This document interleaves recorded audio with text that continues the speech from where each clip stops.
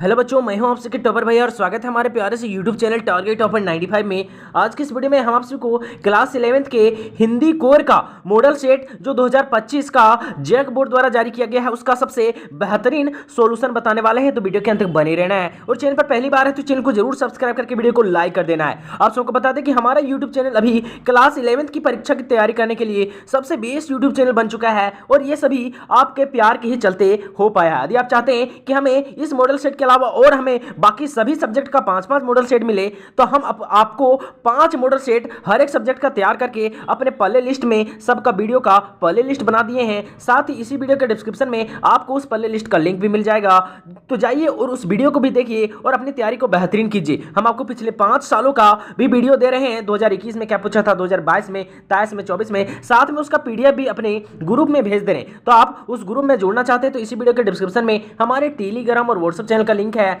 आप दोनों ग्रुप में जुड़ जाइए, वहां पे सारा इंफॉर्मेशन और आपको पीडीएफ भी मिल जाता है। तो बिना समय गवाए हम लोग वीडियो को स्टार्ट करते हैं। हम लोगों के सामने इस पेपर को सॉल्व करने के लिए टोटल 1 घंटे का समय मिलने वाला है और इसमें से टोटल 40 क्वेश्चन होने वाले हैं। पेपर बहुत आसान होने वाला है, इसलिए किसी को भी टेंशन लेना नहीं है। आप सबको बता दें कि ये आपका चाहे वो आर्ट्स के हो, कॉमर्स के हो या फिर साइंस की, तीनों के लिए मॉडल पेपर इंपॉर्टेंट होने वाला है, क्योंकि बहुत साइंस वाले भी इसको हिंदी कोर को लेते हैं, कुछ कॉमर्स वाले भी लेते हैं, बाकी आर्ट्स वाले भी इसको पसंद करते हैं। तो ये तीनों के लिए है, क्योंकि यहाँ पे देख सकते हैं लिखा हुआ है कला, कला मतलब होता है आर्ट्स, वाणिज्य मतलब कॉमर्स, और यहाँ पे विज्ञान संकाय होता है कि साइंस स्ट्रीम। ठीक है, चलिए हम लोग के सामने देख सकते हैं यहाँ पे पहले कुछ निर्देश दिया गया है, इसमें से कुछ नहीं दिया गया, बस यही बोला गया है कि आपको ओमर जो है वो अच्छे से पढ़ना है और उसको सावधानी पूर्वक भरना है। ठीक है, चलिए अगला हम लोग के सामने देख सकते हैं यहाँ पे खंड पहला हम लोगों को मिलेगा का। ठीक है, अब इसमें क्या मिलेगा, अपठित बोध। कहता है निम्नलिखित गद्यांश को ध्यानपूर्वक पढ़कर दिए गए प्रश्नों के लिए सही उत्तर चयन करें। यानी कि आपके सामने यहाँ पे सबसे पहले गद्यांश मिलेगा। ठीक है, आपको यहाँ पे देख सकते हैं इस गद्यांश को पढ़ना है और इसके नीचे कुछ क्वेश्चन दिए गए हैं गद्यांश से जुड़ी हुई, जिसका हमें आंसर देना है। तो आपको ये गद्यांश जो है वो अच्छे से पढ़ लेना है, हम आपका ये पढ़ के ज़्यादा समय नहीं लेंगे, सीधा हम लोग आ जाते हैं आंसर की ओर। ठीक है, हम लोग के सामने पहला क्वेश्चन क्या कहता है गद्यांश के अनुसार जीवन कौशल में कौन सा गुण शामिल नहीं है। यानी गद्यांश में जो है वो जीवन कौशल में कौन सा गुण जो है वो शामिल नहीं किया गया है ना। तो क्या होगा, समस्या समाधान, समय प्रबंधन, तनाव प्रबंधन या फिर धन संचय। किस गुण को जीवन कौशल में शामिल नहीं किया गया इस गद्यांश में, तो पहला का सही आंसर हो जाने वाला आपका धन संचय। धन संचय जो है वो जीवन कौशल का गुण नहीं है, ये इस गद्यांश में बोला गया है। ठीक है, तो आप गद्यांश पढ़िएगा तो सारा आंसर अपने आप दे दीजिएगा, तो इसमें आपको वैसे भी टेंशन लेना नहीं है। इसलिए हम बोलते हैं ना कि हिंदी और इंग्लिश ये 2 पेपर बहुत आसान रहता है, बस आपको थोड़ा सा जो है उसमें ध्यान देना है। ठीक है, दूसरा क्वेश्चन कहता है समय प्रबंधन का लाभ क्या है। ऑप्शन ए कहता है कार्य समय पर पूरा करना, या फिर तनाव बढ़ाना, या फिर कठिन परिस्थितियों से बचना, या फिर दूसरों पर निर्भर रहना। समय प्रबंधन का यानी कि समय को बचत करने का सबसे ज़्यादा लाभ क्या है, तो इसका दूसरे का सही आंसर हो जाएगा हम लोगों का कि कार्य समय पर पूरा करना, है ना। यानी कि जब हम लोग कार्य को सही समय पर करेंगे तब समय को हम लोग क्या करेंगे, बचाएंगे, है ना। यानी समय का प्रबंधन करेंगे, यही लाभ है समय को बचाने का, कि कार्य को अपना कोई भी काम है उसको टाइम पर कंप्लीट कर लो। जैसे कि आपको मॉडल सेट जारी कर दिया गया है, तो आप प्रयास कीजिए कि हमारा कहीं 5 मॉडल सेट जारी हुआ है तब उसको हम 2 दिन में पूरी कंप्लीट कर दें, है ना। एक भी क्वेश्चन हमसे छूटे ना, एकदम उसको अपने दिमाग में बैठा लें, ये होता है, यही इसी को बोलते हैं समय प्रबंधन, ताकि आपका 2 दिन में सारा मॉडल सेट कंप्लीट हो जाएगा। उसके बाद बाकी अदर चीज का भी क्या कीजिए, रिवीजन कीजिए। ऐसा नहीं कि सिर्फ मात्र 40 क्वेश्चन ही पढ़ लीजिएगा और आपका 40 में से 40 आ जाएगा, आपको और तैयारी करना है, और उसके लिए आपका ये भाई है दिन रात मेहनत करने के लिए तैयार है, तो आप थोड़ा सा तो मेहनत कर ही सकते हैं, अपने लिए नहीं तो इस भाई के लिए मेहनत कर दीजिए, थोड़ा मेरे लिए पढ़ दीजिए। चलिए, बोलिएगा कि बहुत बोलते हैं भैया, आप पढ़ाइए चुपचाप, है कि नहीं। चलिए तीसरा नंबर क्या बोलता है, कहते हैं तनाव प्रबंधन का मुख्य उद्देश्य क्या है। तनाव प्रबंधन का यानी कि तनाव से बचने का मेन जो है वो उद्देश्य क्या रहता है, तो ऑप्शन ए कहता है मानसिक और शारीरिक स्वास्थ्य बनाए रखना, तकनीकी कौशल विकसित करना, आर्थिक लाभ प्राप्त करना, या फिर कार्य समय पर पूरा करना। तो तीसरा का सही आंसर क्या हो जाएगा आपका, ऑप्शन नंबर ए मानसिक और शारीरिक स्वास्थ्य बनाए रखना। यानी कि जब आप तनाव से प्रबंधन कीजिएगा, यानी कि तनाव से बचिएगा, यानी कि जब आपको टेंशन कम होगा, तनाव मतलब है ना होता है कि टेंशन कम होना। ठीक है, तो आपको जब ज़्यादा टेंशन नहीं होगा, यानी कि आप टेंशन नहीं लीजिएगा, तो आपका जो मानसिक और शारीरिक जो स्वास्थ्य है वो बना रहेगा, है ना। यानी कि आपका ना ही सर कभी दर्द करेगा और ना ही आपके शरीर में कोई रोग होगा। ठीक है, यानी कि आप कुल मिला के स्वस्थ रहिएगा। कब, जब आप टेंशन नहीं लीजिएगा तब। तो ऑप्शन ये हम लोग का क्या हो जाएगा, सही हो जाएगा। कितना सिंपल क्वेश्चन है। चलिए 4 नंबर क्वेश्चन कहता है गद्यांश के अनुसार जीवन कौशल का महत्व क्यों है ना, यानी कि इस गद्यांश में आखिर पूछ रहा है सिंपल सा कि जीवन कौशल का क्या महत्व है ना। ऑप्शन ए कहता है केवल व्यक्तिगत विकास के लिए, केवल सामाजिक सम्मान के लिए, व्यक्तिगत सामाजिक और पेशेवर सफलता के लिए, या फिर तकनीकी ज्ञान बढ़ाने के लिए, है ना। तो जीवन कौशल का महत्व आखिर क्यों है, तो इसका जो सही आंसर हो जाएगा आपका हो जाएगा व्यक्तिगत सामाजिक और पेशेवर सफलता के लिए, ठीक है। तो ऑप्शन सी हम लोग का क्या हो जाएगा, सही हो जाएगा। फिर देखिए कितना इजी क्वेश्चन है, कहता है निम्नलिखित पद्यांश को ध्यानपूर्वक पढ़कर दिए गए प्रश्नों के लिए सही उत्तर का चयन करें। देखिए यहाँ पे दे दिया है आपका एक पद और इसको पढ़ना है और इसी के अनुसार से हमको क्या करना है, यहाँ पे ये आंसर देना है हम लोगों का क्वेश्चन का, ठीक है। कितना प्यारा सा पद है, देखिए हम थोड़ा सा पढ़ते हैं, वैसे ज़्यादा समय नहीं लेंगे। कहता है मानवता का सच्चा अर्थ करुणा और दया में है, सहयोग और सेवा से जीवन में माया में है। कहता है ईमानदारी का दीप जलाओ, सत्य का पथ अपनाओ। कहता है दूसरों के दुख में सहभागी बन, मानवता का धर्म निभाओ। कितना अच्छा पद दिया गया है। आगे फिर क्या कहता है, कहता है क्षमा सहिष्णुता और प्रेम से बनेगा जग सुंदरम, यानी कि क्षमा यानी किसी को क्षमा कर दो, सहिष्णुता यानी कि करुणा, प्रेम मतलब कि पूरा लाड प्यार से जब रहोगे तब जग कैसा बनेगा, एकदम सुंदर बनेगा, है ना। वही कहता है मानवीय गुण अपनाकर ही जीवन होगा पूर्णतम, यानी कि एक मानव में जो गुण होता है, मानव का गुण क्या होता है कि लोगों का भला करना, सेवा करना, हमेशा सच बोलना, दूसरों के मुसीबत में खड़ा रहना, है ना। तो मानव का यही गुण होता है। तो मानव का गुण जब अपनाइएगा तभी आपका जीवन क्या होगा, पूर्ण होगा। लेकिन अभी का आदमी क्या बोलता है, दूसरे को देखेगा आगे बढ़ता हुआ तो अगर खाली चुगली करेगा, है कि नहीं। चलिए ऐसा नहीं करना है, ये मानव का गुण नहीं है। अब हम लोग क्वेश्चन पर आते हैं। कहता है कि पद्यांश में मानवीय गुणों में से किसे मानवता का सच्चा अर्थ बताया गया है, करुणा और दया को, ज्ञान और शक्ति को, माया और मोह को, धन और वैभव को। तो अभी तो पढ़े ना करुणा और दया को, तो पांचवा का सही आंसर क्या हो जाएगा, ऑप्शन नंबर ए। अगला क्वेश्चन क्या कहता है ईमानदारी को किससे तुलना की गई, सूरज से, दीप से, चंद्रमा से या फिर पानी से। तो छठा का सही आंसर क्या हो जाएगा आपका, दीप से की गई। किससे, दीप से, ठीक है। अगला क्वेश्चन क्या कहता है कि पद्यांश के अनुसार मानवता का धर्म निभाने के लिए क्या करना चाहिए। अभी तो बोले ना कि दूसरों के सुख में क्या सहभागी बनना चाहिए, केवल अपने ही सुख की चिंता करनी चाहिए, फिर धन संचय करना चाहिए या फिर शक्ति प्रदर्शन करना चाहिए। तो इसका सही आंसर क्या हो जाएगा, दूसरों के सुख में सहभागी बनना चाहिए, है ना, ऑप्शन ये। अगला क्वेश्चन देखिए क्या कहता है, 8वां नंबर क्वेश्चन कहता है कि जग को सुंदर बनाने के लिए किन गुणों को अपनाने की बात कही गई है, मानवीय गुणों को, है ना। और मानवीय गुणों क्या होता है, ये क्रोध, लोभ, अहंकार, ये तो मानवीय गुण नहीं है। दूसरा क्षमा, सहिष्णुता और प्रेम, यही ना अभी पढ़े थे हम लोग। तो इसका 8वां का सही आंसर क्या हो जाएगा, बी हो जाएगा, ठीक है। देखिए बहुत इजी आएगा, बस आपको थोड़ा सा ध्यान देना है। अगला क्वेश्चन देखिए, अब आ जाता है आपका खंड खा यानी कि भाग दूसरा। यहाँ ये क्वेश्चन कहाँ से है, तो अभिव्यक्ति और माध्यम से। क्या कहता है कि विविध भारतीय सेवा की शुरुआत हुई थी, यानी जो विविध भारतीय सेवा है उसकी शुरुआत कब हुई थी, 1957 में, 1959 में, 1975 में या फिर 1936 में। तो 9 का सही आंसर क्या हो जाएगा, तो हो जाएगा 1957, ऑप्शन नंबर ए हम लोगों का क्या हो जाएगा, सही। अगला क्वेश्चन, टेलीविजन जनसंचार का कौन सा माध्यम है, यानी जो टेलीविजन है वो जनसंचार का यानी कि सूचनाओं को एक जगह से दूसरे जगह पहुंचाने का कैसा साधन है। तो दृश्य श्रव्य माध्यम, श्रव्य माध्यम या फिर इनमें से कोई नहीं। तो इसका सही आंसर बताइए क्या हो जाएगा, 10वां का सही आंसर हो जाएगा दृश्य श्रव्य माध्यम। देखिए दृश्य मतलब हमको टेलीविजन में हम देख भी सकते हैं और श्रव्य मतलब कि सुन भी सकते हैं, यानी कि टेलीविजन हमें खबरों को सुनाता भी है और दिखाता भी है ना। लेकिन दूसरा कहता है कि क्या सिर्फ दिखाता है, दृश्य मतलब दिखाना, है ना। श्रव्य मतलब क्या सिर्फ सुनाता है, तो नहीं, दोनों करता है। तो इसका सही आंसर होगा ऑप्शन नंबर ए, ठीक है। अगला क्वेश्चन क्या बोलता है, देख सकते हैं यहाँ पे 11 नंबर क्वेश्चन। चलिए 11 नंबर क्वेश्चन क्या कहता है निम्नलिखित में से सोशल मीडिया का उदाहरण क्या है, यानी कि सोशल मीडिया का उदाहरण क्या, टेलीग्राम है, फेसबुक है, इंस्टाग्राम है या फिर इनमें से सभी, ये सभी। तो इसका सही आंसर क्या आ जाएगा, ये सभी, है कि नहीं, क्योंकि टेलीग्राम भी आपका क्या है, सोशल मीडिया, फेसबुक भी सोशल मीडिया, इंस्टाग्राम भी सोशल मीडिया। इंस्टाग्राम सुन के आपको बहुत अच्छा लगा होगा, है कि नहीं, बोले हम लोग सबसे ज़्यादा इंस्टाग्राम देखते हैं सर। चलिए कोई बात नहीं है, ऑप्शन नंबर डी हम लोग का क्या हो जाएगा, सही हो जाएगा। अगला क्वेश्चन क्या बोलता है, कहता है कि भारतीय सिनेमा का पितामह किसे कहा जाता है, बताइए। सत्यजीत रे को, दादा साहेब फाल्के को, पृथ्वीराज कपूर को या फिर वारिन घोष को, किसे कहा जाता है भारतीय सिनेमा का पितामह। तो इसका सही आंसर हो जाएगा आपका Dada Saheb Phalke, option number B को दिक्कत। अगला क्वेश्चन, समाचार लेखन की शैली क्या कहलाते हैं, कि समाचार को लिखने की जो शैली होती है उसका जो गुण होता है उसको क्या बोलते हैं, कथात्मक शैली, उल्टा पिरामिड शैली, व्यंग्यात्मक शैली या फिर निबंधात्मक शैली। तो क्या हो जाना चाहिए इसका, ऑप्शन नंबर, तो 13 का सही आंसर हो जाएगा आपका उल्टा पिरामिड शैली, है ना, ऑप्शन नंबर बी हम लोग का क्या हो जाएगा, सही। अगला क्वेश्चन देख सकते हैं क्या कहता है, 14 नंबर क्वेश्चन कहता है कि संचार शब्द की उत्पत्ति किस धातु से हुई, यानी संचार शब्द का उत्पत्ति आखिर किससे हुआ है, चर से, चार से, संच से या फिर साचा से। तो इसका 14 का सही आंसर बताइए क्या हो जाएगा आपका, ऑप्शन नंबर ए चर से हुआ। किससे, चर से बना है संचार।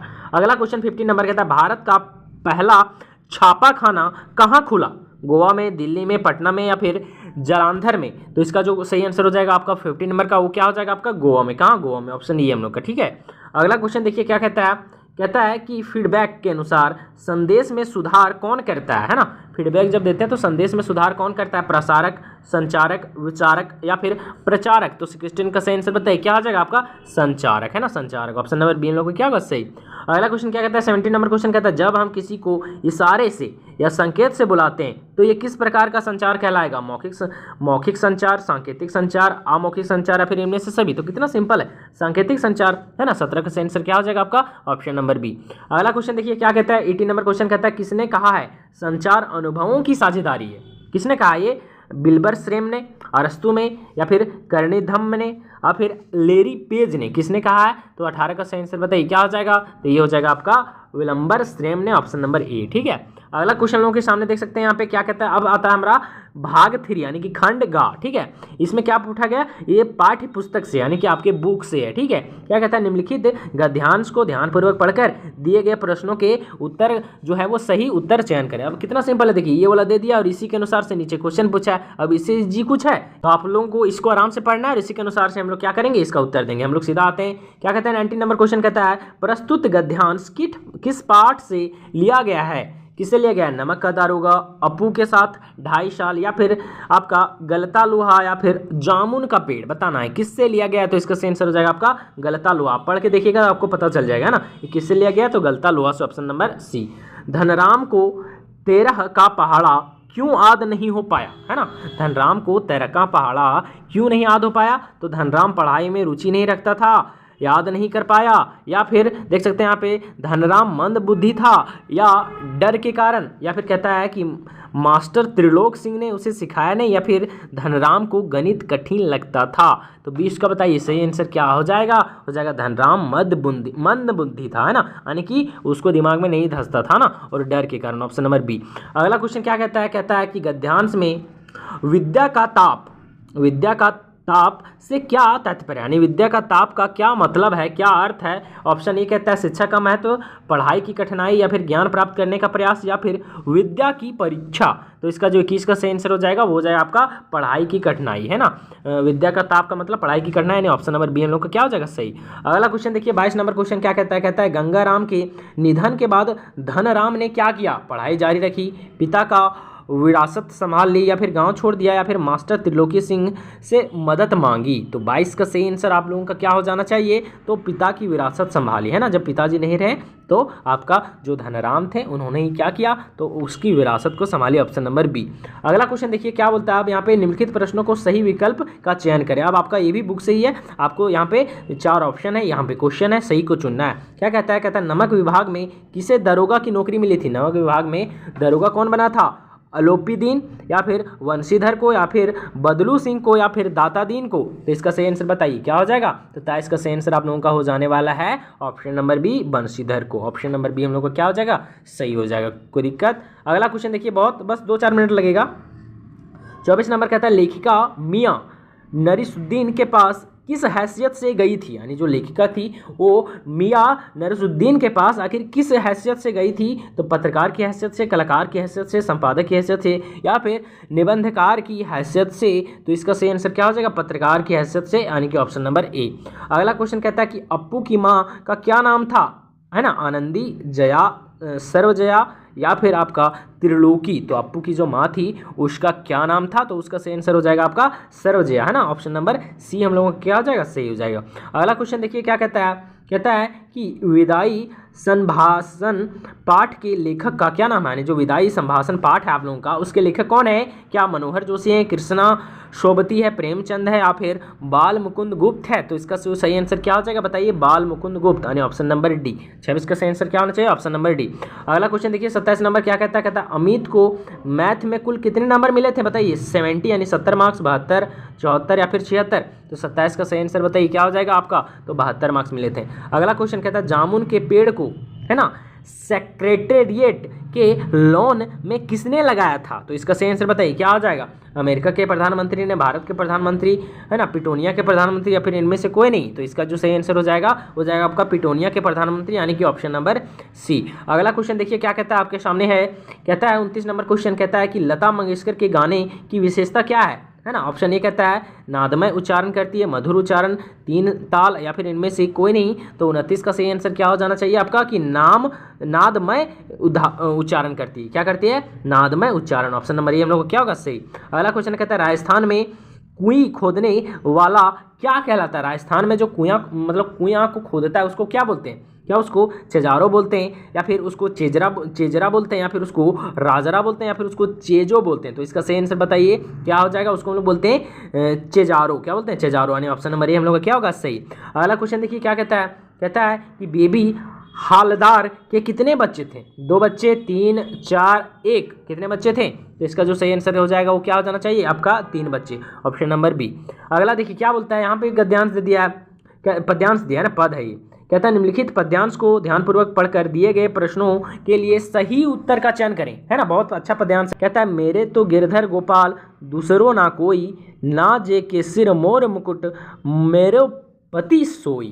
कितना अच्छा है। कहता है कि छाड़ी दई कुल की ना कानी, कहाँ करी है कोई, लोक लाज खोई। कहता है कि अनसुवल जल सींची सींची, प्रेम बेली बोई। कहता अब ता बेली फली गई, कहता आनंद फल होई। कितना अच्छा है, वाह, अशोक पर। चलिए इसका अर्थ अभी नहीं बताएंगे, बहुत ज़्यादा समय लग जाएगा। देखिए 32 नंबर कहता है पद्यांश में जो गिरधर गोपाल है ना से किसे संबोधित किया गया? भगवान शिव को, भगवान कृष्ण को, भगवान राम को, भगवान विष्णु को? कितना सिंपल है, भगवान कृष्ण को। 32 का सही आंसर क्या होगा? Option number B. अगला क्वेश्चन क्या कहता है, कहता है मीरा ने कुल की कहानी क्यों छोड़ दी?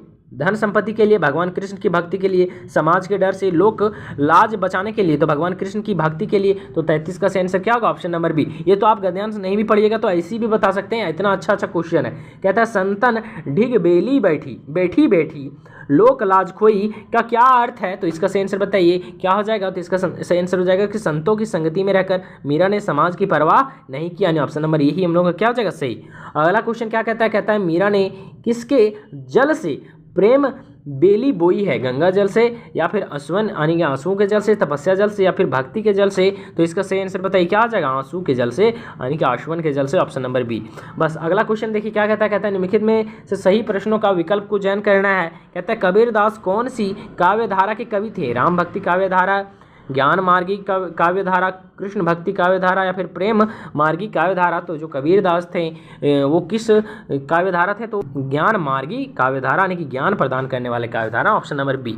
अगला क्वेश्चन देखिए 37 नंबर कहता है किस आंदोलन में भाग लेने के कारण भवानी प्रसाद मिश्र को जेल जाना पड़ा? कौन सा आंदोलन था? सविनय आंदोलन, असहयोग आंदोलन, भारत छोड़ो आंदोलन, या फिर खिलाफत आंदोलन? तो इसका सही आंसर जो हो जाएगा आपका हो जाएगा भारत छोड़ो आंदोलन, ऑप्शन नंबर सी। कोई दिक्कत है? अगला क्वेश्चन देखिए, बस 2 क्वेश्चन 3 क्वेश्चन है। कहता है हारे गाढ़े काम सरेगा में हारे गाढ़े का क्या अर्थ है ना? क्या हर समय, या फिर कठिनाई में, मिलने पर, या फिर प्रदेश जाने पर? तो इसका जो 38 का सही आंसर हो जाएगा वो जाएगा आपका कठिनाई में, ऑप्शन नंबर बी। हारे गाढ़े का मतलब क्या होता है? कठिनाई में, ठीक है। अगला क्वेश्चन देखिए, बस 2 क्वेश्चन है। क्या कहता है, कहता है सबसे खतरनाक कविता के कवि कौन है? क्या त्रिलोचन है, पाश है, सुमित्रानंदन पंत है, या फिर दुष्यंत कुमार है? तो इसका सही आंसर क्या हो जाएगा आपका? Pass, option number B. Last number question कहता है कि नगाड़े की तरह बजते शब्द किसकी रचना है? निर्मला पुतुल की, महेश्वरी वर्मा की, दुष्यंत कुमार की, या फिर पास की? तो इसका सही आंसर हो जाएगा आपका दुष्यंत कुमार, यानी कि ऑप्शन नंबर सी। आपको कैसा लगा मॉडल सेट कमेंट में जरूर बताएं। बाकी आप चाहते हैं मॉडल सेट और हमें मिले तो इसी वीडियो के आप जाइए प्ले लिस्ट में, इसी चैनल के प्ले लिस्ट में, और वहाँ पर अपनी तैयारी को बेहतरीन कीजिए।